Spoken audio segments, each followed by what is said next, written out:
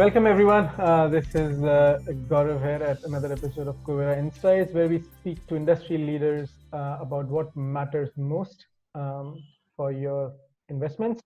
Today we have a special personality with us, Vivek Kaul. He's the author of multiple books, including the bestseller trilogy on the history of money called Easy Money. He wrote a book on India's big government. He writes regularly for multiple publications on issues relating to India's economy and monetary and fiscal policies. You would have heard him on Econ Central and Cyrus Say's podcast. Talks about Bollywood, cricket, and economics with equal elan.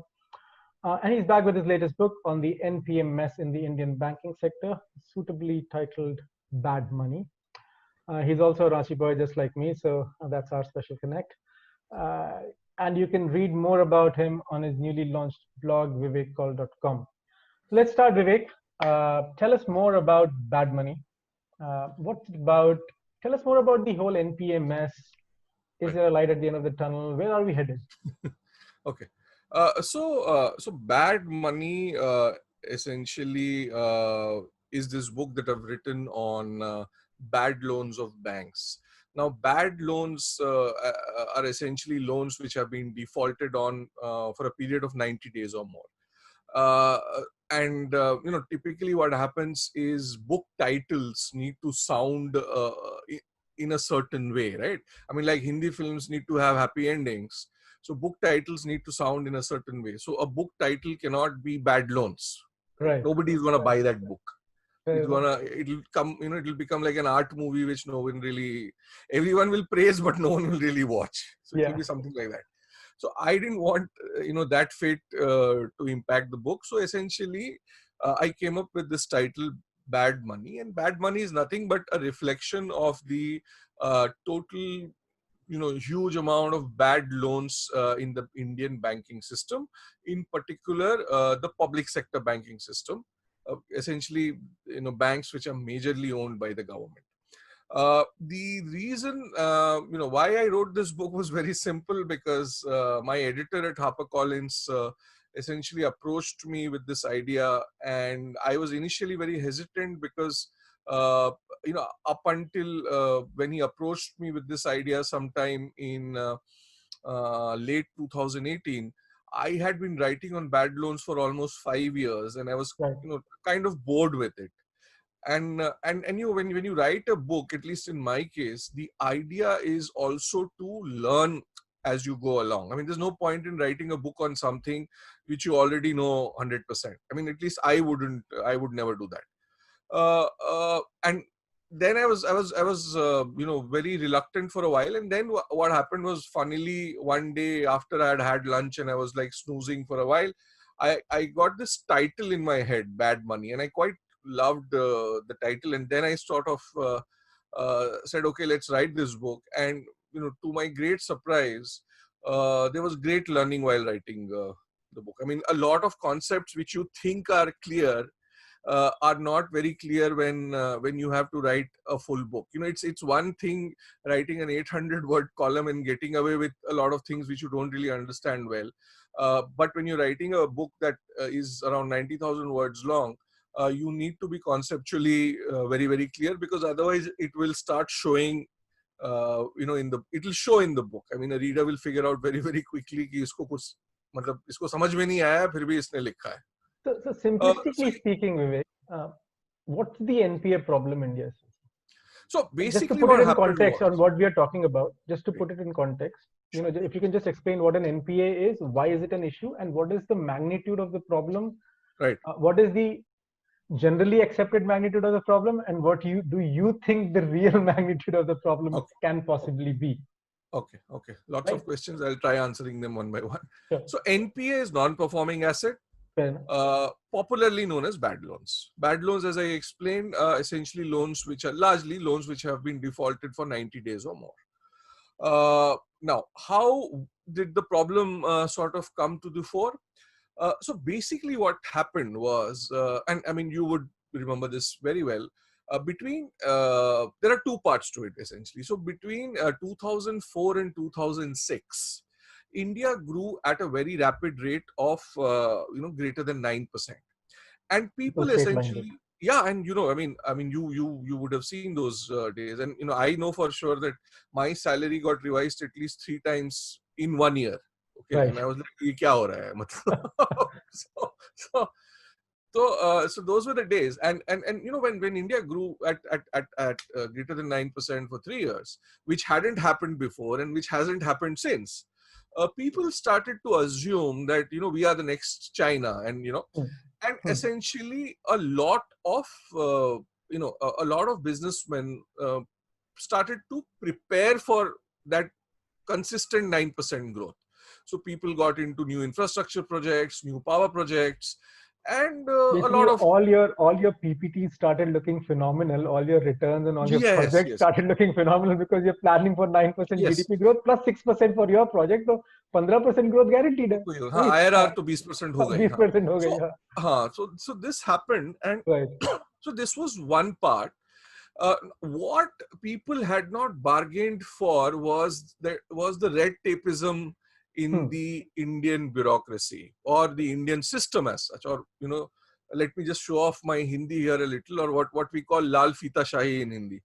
तो उस लाल फीता शाही के चक्कर में क्या हुआ कि a lot of these projects which essentially had timelines, 3 years, 4 years, never really got started. And when projects did not start, obviously there was no way these guys could repay loans. So this was one first part of the problem. The second part of the problem happened sometime in early 2009. Manmohan Singh was the finance minister for a brief while, and he had to undergo a cardiac, an operation. And so Pranab Mukherjee, for some reason, took over as the finance minister, and Pranab Mukherjee was still stuck in the 80s, and in order to pump prime the Indian economy after the financial crisis, in order to continue driving growth, he essentially encouraged public sector banks to continue lending. So public sector banks essentially between 2009 and 2011, uh, gave out loans left, right, and center without really getting into the fact that whether this guy or whether this company is in a position to or will be in a position to repay loans. So all this started to unravel sometime in 2011. Now, why it started to unravel? One was because, as I said, red tapeism. The second thing that happened was because the government was pushing public sector banks to spend money, and two, spending a lot of money on its own in order to drive growth. Inflation crossed 10%. Now when inflation crossed 10%, interest rates obviously had to be higher than 10%. So all these businessmen got squeezed, one because interest rates were very, very high, and two because there was no cash flow coming in. Now, obviously, in the first 2-3 years of this problem, the RBI, Reserve Bank, chose to look the other way, or what they call regulatory forbearance. Now, regulatory forbearance Kicking is the can essentially down the road. kicking the can down the road, or it's essentially looking the other way in the hope that something will happen and everything will be fine once again. It's like an ostrich burying its head. Yeah. The myth of an ostrich burying its head into sand when there is trouble. So RBI did nothing, and they essentially there was some good logic to it. It's not like it was just it I mean, I wouldn't call it a bad decision. And there was logic to it. The logic was that the Indian system as such was not was not structured in a way wherein a bank could go out, use the legal system, and get back, by selling the collateral, get back a portion of its bad loans. Okay, the system wasn't built like that. The bankruptcy proceedings and so on and so everything. forth. Our system didn't work like that. Also, what had happened was that in the mid to late 1980s, we had a deputy finance minister, Minister of State for Finance, called Janardhan Pujari. Now, Janardhan Pujari had essentially launched these loan melas, and because of these loan melas, a lot of public sector banks ended up with huge bad loans. So in 93, 94, the bad loans on the books of public sector banks were close to 25%. And what happened over the next 12 years was that as banking took off, And as more and banks went out and gave out more and more loans, those bad loans became a very small proportion of the uh, overall loans that banks had given out. So the hope was that banks will continue to give out these huge loans, and in the process, the bad loans will become a very small part of the overall banking system. But the trouble was that by 2013-14, the Indian banking system was too big in comparison to what it was back in the 90s. Uh, so all this sort of, essentially went on for a while. And the first time, at least in the public domain, the RBI recognized this bad loans problem was when Dr. Raghuram Rajan, as the governor of the RBI, made a speech in Anand. It was the Dr. Varghese Kurian memorial speech, where he talked about these bad loans. He talked about all these big corporate fat cats who had defaulted on these loans. So this was the first time that the RBI, someone at the RBI spoke publicly about all this. And then in 2015, the RBI essentially launched something known as the Asset Quality Review, where they essentially went through the books of the banks, one by one, and sort of pushed them to recognize bad loans as bad loans. And this is when the gravity of the problem started to come out. And over the next 3 years, a lot of these bad loans, eventually were declared as bad loans. And as of March 2018, the NPAs of public sector banks in India peaked at 8.96 lakh crore. Right. The total NPAs in the banking system peaked at 10.36 lakh crore. As a gross NPA, this would be around how much? This is gross NPA. This would be for public sector banks, I think it would be around 15%. 15%. Uh-huh. And if you looked at loans given to industry, the number was greater than 20%. Right. So more than a fifth of bad loans, had accumulated. More than a fifth of the loans were bad loans in case of public sector banks. So now, what is the cost of this? The cost of, there are multiple costs. The first cost is that the government has to keep these banks going, right? I mean, you can't let these banks go bust. So essentially, you have to put new money into these banks. When you put new money into these banks, obviously, that money could have gone somewhere else. So one of the things, if you sort of follow the media closely, you will realize that defense spending in India has been largely stagnant over the years. And the reason for this lies in the fact that a lot of money has been going to stuff which it shouldn't have otherwise, including the bank recapitalization plan. So that was the second thing that happens is that when there are bad loans, and in order to sort of pump up your profit a little, the banks cut deposit interest rates fast, but they don't cut lending interest rates fast enough. So essentially what happens is the depositor loses out, whereas the lender does not gain as much. So essentially the interest rates are higher than what they otherwise would have been. And so that's the cost of. So if you and this is something that Dr. Rajan made, he made a point in one of his speeches that a power company in India was paying, interest rates of 13 to 14%, whereas you could get a home loan for 10%. I mean, which was crazy, right? Yeah. So an individual had more credit worthiness than companies operating in the power sector, simply because the risk of lending loans in the power sector was so high that that risk had to be priced into the interest rate, and hence the interest rate was on the higher side. So these are some of the costs that the system as a whole had to bear. What also happened was that some of the public sector banks, I think there were total at one point of time 11 public sector banks, had been put under what the RBI called the Prompt Corrective Action Framework, which was essentially nothing but a complicated term for not letting the banks do any business. You don't take deposits, you don't give loans, you just sit and do nothing in order to ensure that your bad loans don't go up. Now, when a scenario like this played out, what happened was that the interest rate differential between private banks and public sector banks went up. So because the public sector banks were not lending, private banks were able to charge a higher rate of interest than they otherwise would have. And the cost of all this has to be borne by the man on the street, one way or another. It's just that we don't realize it. If we kind of drill down to that point, and I was going to ask you this as my next question, how much more are we paying for our auto loans, for our home loans, because banks have to provision for this NPA mess, as you call it, these bad loans? So are we, is it almost like a tax on everyone who's taking a loan in India today?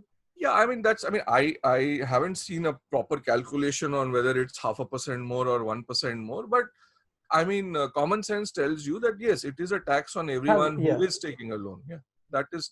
In fact, in case of, from what I remember vaguely, I had done. The comparison is there in the book where I compare the interest rate differential between private sector banks and public sector banks, and that had significantly widened after public sector banks were put under a PCA framework. So that, essentially what it means is that the guy who goes to a private bank to get a loan ended up paying more than he otherwise would have. So obviously it was a tax on him. And that's why I think what happens is people don't really kind of realize, and it happens very often because some of these concepts are abstract, right? So when you read about NPAs, when you read about bad loans, and there's not as much clarity, right? It's not like you know exactly what is going on. Some of these numbers are obfuscated in different ways. Which is true. Also, what happens is, in economics, there are seen effects and there are unseen effects. Yep. So the seen effect in case of the entire NPA problem is very straightforward, where the government has to recapitalize the public sector banks, has to invest more money in them in order to keep them going. And because that money goes there, it doesn't go somewhere else. So this is the seen effect. The unseen effect is that private banks end up charging a higher rate of interest than they otherwise would have. Now, this is the unseen effect. The other unseen effect is that money which ends up in banking doesn't end up somewhere else. That can be agriculture, that can be health. Look at the public health infrastructure system in India, right? It has been ignored over the years simply because of money that should have gone there hasn't gone there. It has gone to all these private sector banks and public sector enterprises in order to keep them going. So. And because it's an unseen effect, it is not so straightforward for people to realize it. And I think that's what happens, and that's where the gap comes, and that's why I'm also always usually surprised that there's no uproar about this. Yeah, there's no uproar. Yeah, and I'll tell you something. So there's a funny story which I start the book with. So this was sometime, I think, in January or February 2018. I was in Pune at the Symbiosis University, and if you've been to the campus at Lavale, it's a lovely campus built on a hill, and the rest house is at the top of the hill. So I was in a car and I was being driven up to the top of the hill, and I suddenly get a call from someone at Dainik Jagran. Okay.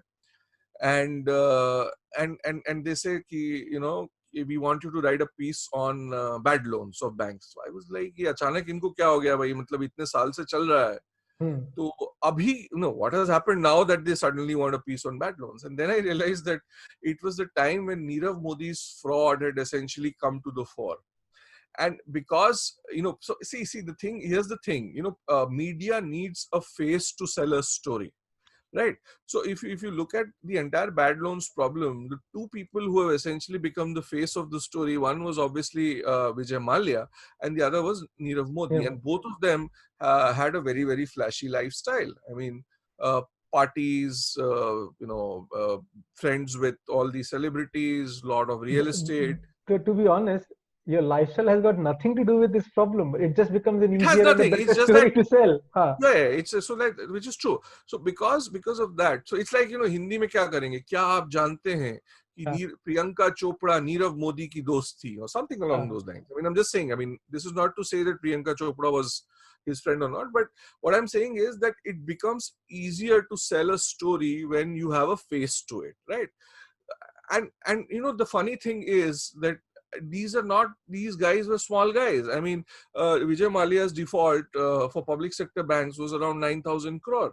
Nirav Modi's fraud was around 13,000 crore. Now, obviously, these numbers in itself are huge numbers, but there were so many guys out there who had done a bigger default than these guys, right? So take the biggest defaulter out there, Bhushan Steel. Bhushan Steel, the chairman of the company, used to be a gentleman called Bridge Bhushan Singhal. And believe me, I have spoken at various forums across India, and I've asked people, who do you think is the biggest defaulter? I haven't got an answer till date. Okay. And the funny thing is, if you Google, if you Google his image, you will get just a couple of pictures. So obviously this guy has defaulted, but because he has a very low profile lifestyle, no one really knows about it. So there's nothing for the media to say, क्या आप जानते हैं कि Bridge Bhushan Singhal जो है सनसनीखेज खबर नहीं है.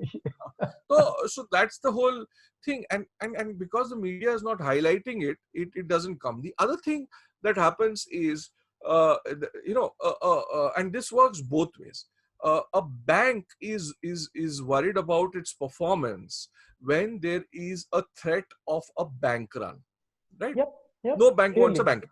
No, clearly. Now the problem is that because all these banks are backed by the government, there is that inherent guarantee which is there in the minds of people, and it is also there in the minds of employees. So everyone knows that no government is going to let a bank fail.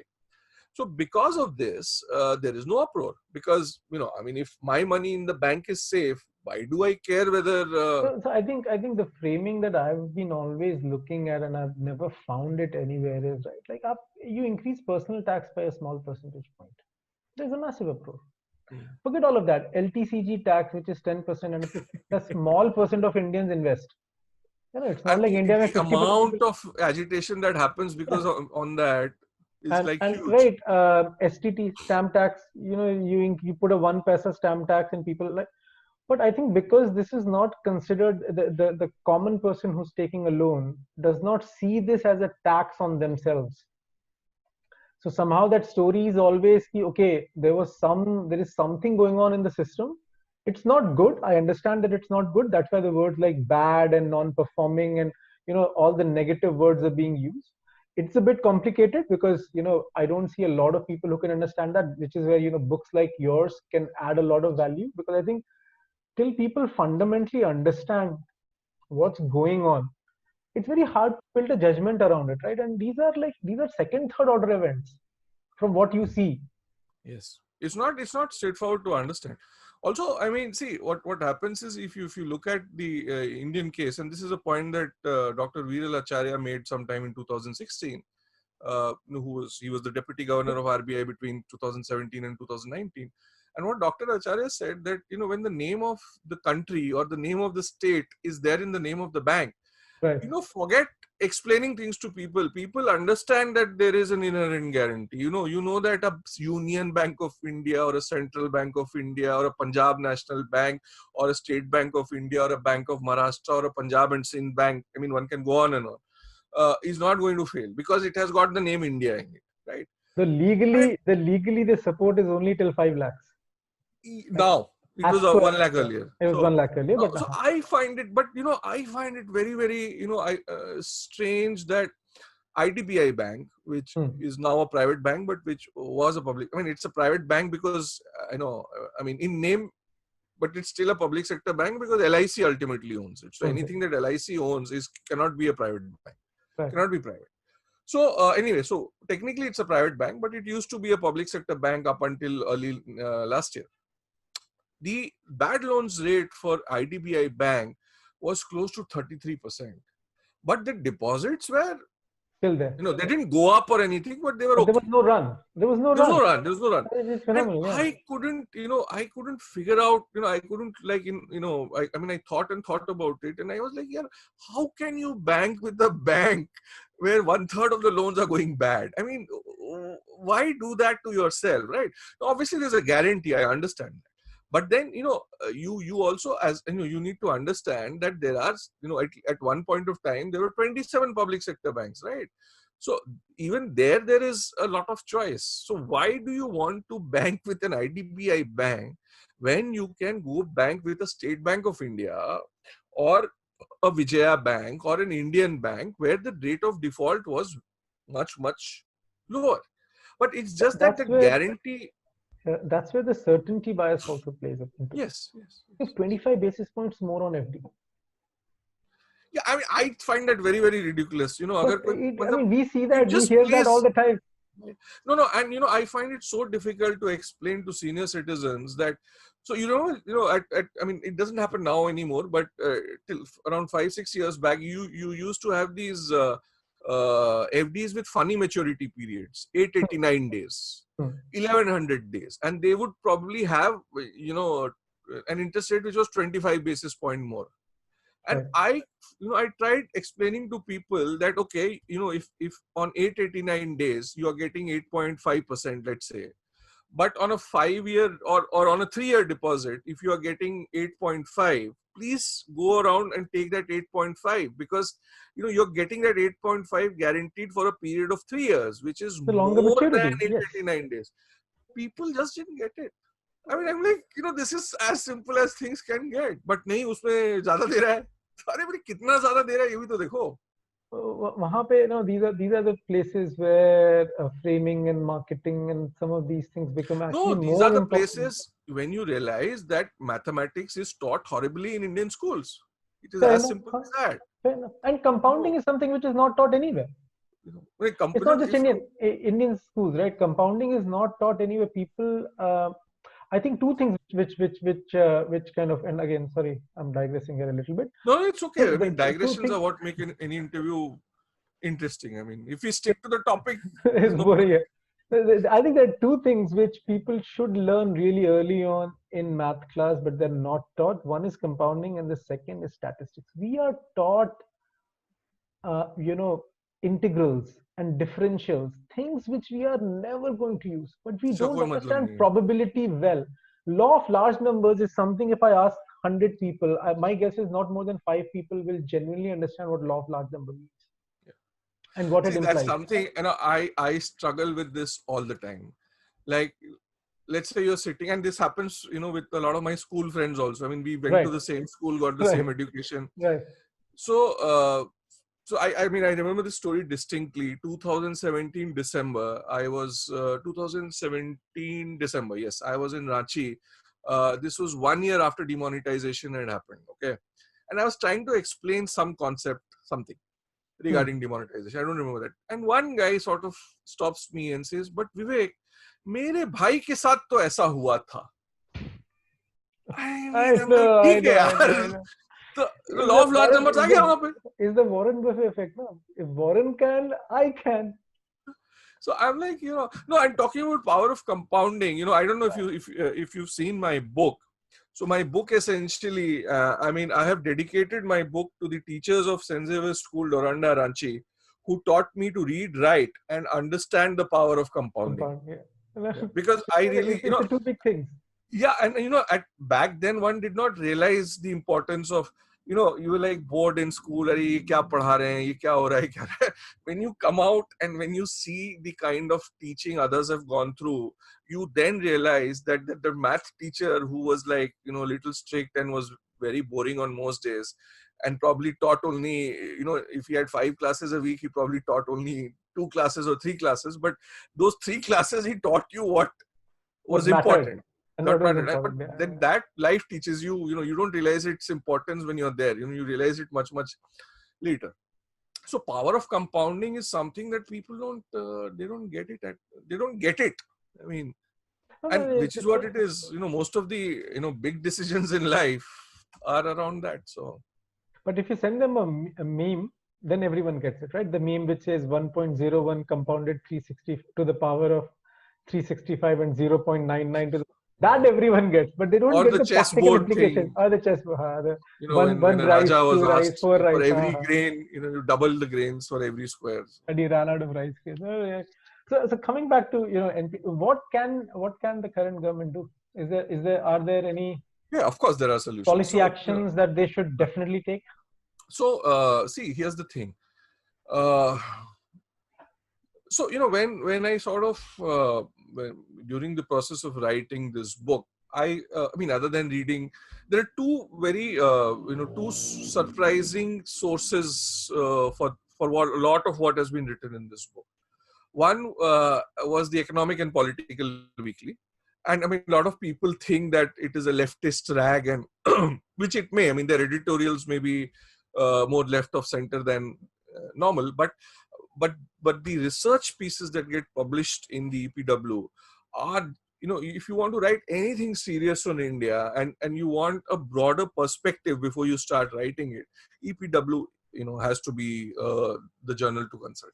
The other big source for me essentially was, or rather were speeches given by RBI governors and deputy governors and executive directors.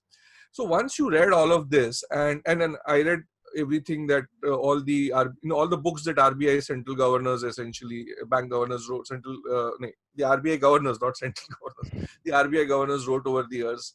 Raghuram Rajan, YB Reddy, Bimal Jalan, D. Subbarao. Now, if you read all this, and what you essentially realize is that the government needs to run banks as a business. Okay. They need to run it as an investor. They need to run it as an investment, as a business, and not as an owner.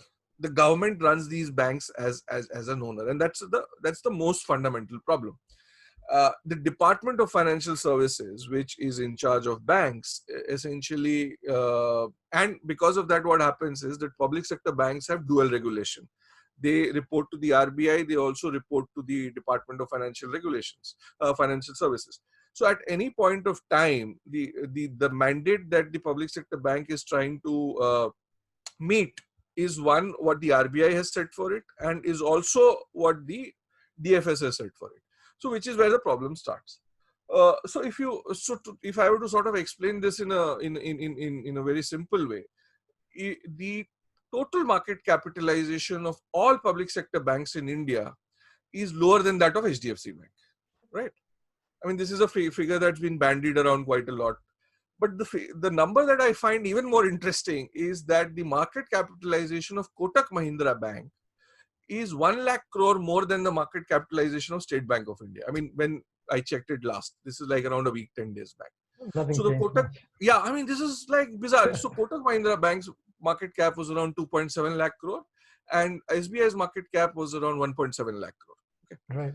Now, Kotak Mahindra Bank is a puny bank in front of SBI. Now, assume SBI was run as a proper business. What would happen? First thing that would happen is SBI would have a proper market capitalization, and not just SBI, every other public sector bank would have proper market capitalization. So the first thing that people, when you tell them that public sector banks need to be run as a proper business, they tell you, "Arey, but social sector ka kya hoga?" The government, it is not about profit. It is, you get all that, yeah. Now the point is, take a situation like this. We are going through COVID. The government is short of revenue, but it needs to spend money. Now, what if a State Bank of India, instead of being valued at 1.7 lakh crore, was valued at 10 lakh crore? Right? The government could easily sell 10% of SBI, get 1 lakh crore, and do all the social sector spending that it wants to, right? That's one part. The second part is, when the government runs these institutions as a business, they can incentivize banks to do something. So like I mean, right now, public sector banks are forced to open Jan Dhan accounts. If these banks had proper market capitalization, the government could easily incentivize them. कि भैया हम आपको जो है एक bank account खोलने का 500 रुपया देंगे, आप खोलिए. So so if you let the business, if you let these banks run as a proper business, then things start to happen. So the concept that I've used in my book is called the Axis Bank model. And this comes from a report called the PJ Nayak Committee Report of 2014. What is the Axis Bank model? Axis Bank, when it was launched in the 90s, was launched as a private bank, even though its owners were all public sector institutions, right? Right. And because it was run as a private, launched as a private bank, it was run as a proper business. And over the years, the government sold its stake in the bank and made a lot of money in the process. Hmm. And that money was, whatever, it was used for government expenditure at various points of time. So if that sort of model can be followed, that would do them a lot of good. The other, Eventually, I mean, let's say if all this is not possible, I mean, I can understand there is a lot of problem. The final point that I would like to make here is that, there at at one point of time there are 27 public sector banks. I mean, now there are 12, but then they are as good as 27. Okay. If you still look at a lot of these merged banks, they are merged on paper, but they continue to operate. If you want to deal with, let's say, uh, Central Bank of India, I think Dena Bank, which is merged, I think which has been merged into Bank of Baroda, the systems still don't talk to each other and so on and so forth. So forget that. Now, if you look at these banks and you want to run them properly, what you need to do is that you need to have limited mandates for the smaller banks. A bank like Dena Bank or a bank like Indian Overseas Bank or a Bank of Maharashtra or United Bank, these banks need not give out corporate loans. Okay, these they banks don't should need to be in stick every line to of business. retail Yeah. loans. Hmm. आप retail loan दो ना भाई चुपचाप. And retail loans, if you look at data, it is very, very clear. The NPA rates of public sector banks are, a little worse than that of private sector banks. Now, why is that the case? That is the case because in case of retail loans, the guy who has the knowledge also has the power. So what that means is that the guy who does the due diligence for the loan also has the power to decide whether that individual needs to be given a loan or not. The same is not true for corporate loans because there are all kinds of pressures. So what you do is basically you limit the mandate. So take a bank like Bank of Maharashtra, has beautiful presence all across Maharashtra. So let that bank be limited to retail loans, let them do working capital finance. They don't have to go out and give a corporate loan to a big builder. Why? Then you will give them loan targets, then they will be forced to do corporate loans, right? Like that's the other, which is the other part, the flip side Right. of the coin that you're So, talking about, I that there mean, are so pressures. you have to do these things smartly, and see, basically, what happened was that in India, project loans used to be given by project finance institutions. Now, project finance institutions died, and banks had to sort of replace them. Now, the problem was that there were these 3-4 big project finance institutions, and that's where the expertise was, right? Now, suddenly, 27 banks needed to have an expertise in project finance. That was simply not possible. That never got developed. So you need to have 5 big banks, let's say State Bank, Punjab National Bank, Bank of Baroda, Canara Bank, and possibly one more bank, which can do all the corporate lending they want to. And the other banks need to have specific mandates. Two quick questions, before we end. One is have you seen the end of this? Do you think there are more cockroaches in the cupboard? Right. Oh, of course. I mean, see, you look at just the real estate sector. I mean, the way they have been mollycoddled for the last few years, and the way their loans have been restructured, and it's very simple to me. If flats are not selling, how will these loans be repaid? I mean, you can come up with all the jargon, you can give me all the logic, but if the homes are, if a million homes all across India continue to remain unsold, how are the loans going to be repaid? So that is one big problem. The other big problem is the power sector. Because what is happening again is that a lot of power sector state electricity distribution companies, the DISCOMs, are not paying the power companies. And if they don't pay power companies, how do power companies repay loans? So these are the two big things. The third thing obviously is COVID now. I mean, that will create its own set of problems. So I think what will happen now is that for 1 year, we'll obviously try to postpone. I mean, we'll do restructuring, we'll do all that. And, but then ultimately, someone sort of, ultimately loans will have to be repaid. And if they're not being repaid, they'll have to be recognized as bad loans.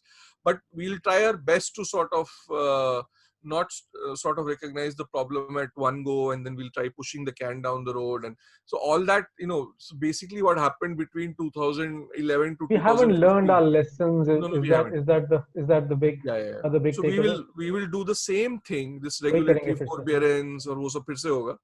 Or see, it's ultimately it's something that Viral Acharya told me in an interview a few days back, and I think that was a very profound point that he made, and he makes it in his new book also. So he said he said that, you know, when a government owns banks, the government can meddle with rules, regulations, depending on, you know, the way it wants. Now what also happens is the corporates are not fools. They know that the government can meddle rules, right? So essentially a fallout of the government owning a large part of the financial system is, and again this is a third order, fourth order effect, is crony capitalism. Fair enough. Right? If the government did not have that stake, and, you know, and did not want to it did not sort of keep changing rules as it went along, I mean, then the corporates couldn't do much about it. So One last question to end. QE in 2009 kind of saved the global economy. Now we have something called QE infinity, tons and tons of liquidity. It's mostly at financial assets, but eventually we know it will move to real assets. It historically always comes to EM. Is that something that can kind of help us out, at least in the near term here, by at least kickstarting some growth, it's some a tricky infrastructure-led growth? question. Yeah. So see, here's the thing. I mean, I don't think QE essentially helped save the global economy in 2008. It again essentially kicked the can down the road, because the bigger structural issues, the lack of growth in the Western economies, the fact that the people are getting older, and the population is not growing as fast as it used to. I mean, the structural issues still remain. Also, what QE did was, you know, it boosted the financial markets, it boosted the real estate market, and that led to a certain segment of the population feeling wealthier, or, you know, feeling richer. It did not trickle down to the, you know, what in what the US they call the main street. You know, it essentially went to the Wall Street. And you know, and a similar thing seems to be the difference this time around, I guess, is that the governments are, at least in the Western world, trying to hand a lot of money into the hands of people, which did not Cutting happen. checks. Yeah. Which did not happen post 2008, and, you know, it should have, and it did not. All the money went into rescuing essentially all the you know, the big banks. So that is a good thing to some extent. And, you know, and I mean, the problem with all this is that, you know, let's say this money, you know, it's already coming into the stock market, tons and tons of it into India. And you have Nifty, which is at a price to earnings ratio of more than 31, which is like, you know, an unheard of scenario. So there are no earnings. I mean, there are limited earnings, but the market still remains strong. So, I mean, so from a point of view of, you know, people making money, it can possibly be a good thing, but then from the point of view of the overall economy, I don't think it's a good thing. Now, let's say this money starts coming into real estate. Now, the market is already so, you know, highly priced. And if more real money comes into it, then what Just to happens? clarify, I think what Vivek means is highly priced based on affordability, not Right. based on what it has done in past 10 years. You might think that your real estate portfolio has not done anything in the past 10 years, but for Yeah, it's most part of based the on, country, real estate is not affordable. it's not affordable at all. I mean, you know, on an average, one can say that in probably the big 8-9 cities in India, it will take you at least 40 to 50 lakhs to buy anything half decent, right? Right. On an average. I mean, obviously there are cheaper. I mean, you know, if you go live on the outskirts of a city, you'll always get cheaper property. And, you know, that is where the problem is, and the problem is much deeper, because what happens is that, and what a lot of people don't realize is that one is that a house which has been built and in which no one is living is essentially a huge waste of money. Okay, because it's an asset which is not being utilized. The second thing that happens is, if these homes don't get sold, newer homes don't get built. And if newer homes are not built, you know, again, I mean, it impacts employment in a huge way. If you read the history of you know, how developing nations become developed nations, one of the key things that happens is that a lot of people move away from agriculture and get into construction, because agriculture is no longer very viable. You get into construction, and construction as an industry, as a sector, can offer a lot of low skilled and semi skilled jobs. Now, one of the reasons that, you know, India's demographic dividend is crashing is because India's construction and real estate sector has been in a mess for the last decade. So if you don't let real estate prices fall, then the construction and the real estate sector is never going to take off again. And then, that has, one is it creates problems for jobs. The other thing is that real estate has a huge multiplier effect. Yeah. I mean, there was a study that I remember, was done a few years back, and they said that real estate has an impact on 250 other industries, other sectors. So, I mean, so something as basic as, cement, sand, steel, and once you move in, everything, furnishing. Everything, right? I mean, because you live there, right? I mean, you spend a lot of your time in your home. So. Right.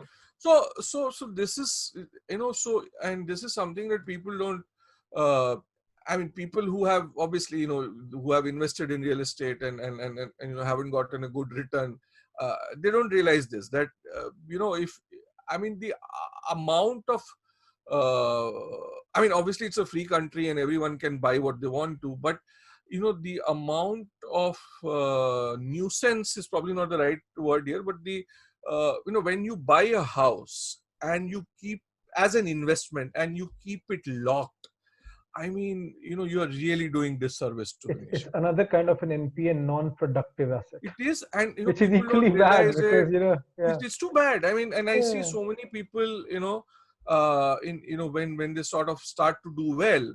I mean, I can understand you want to, you want a house for yourself. Everyone, nothing wrong there. If you don't want to rent a house, you want to buy a house, please feel free. But once you have a house, I mean, what is this need to buy one, a second house and a third house? And I mean, I just don't get it. And that creates so many, and then they keep it locked. I mean, if you gave it out for rent, at least, the rents would come down and someone else would benefit. But that also does not happen. Absolutely not. It's like, when you're looking for a house, it's sort of a low supply, low demand problem, Right now, yes. Yeah. And neither side wants to give in, right? I mean, that's the other thing in India. There's no leverage in the real estate market. So at least the buyers, they're not forced. Yeah, I mean, we can talk about real estate for another hour. But it's something which is, which is even more screwed up than the banking sector is. So it has more deeper structural issues.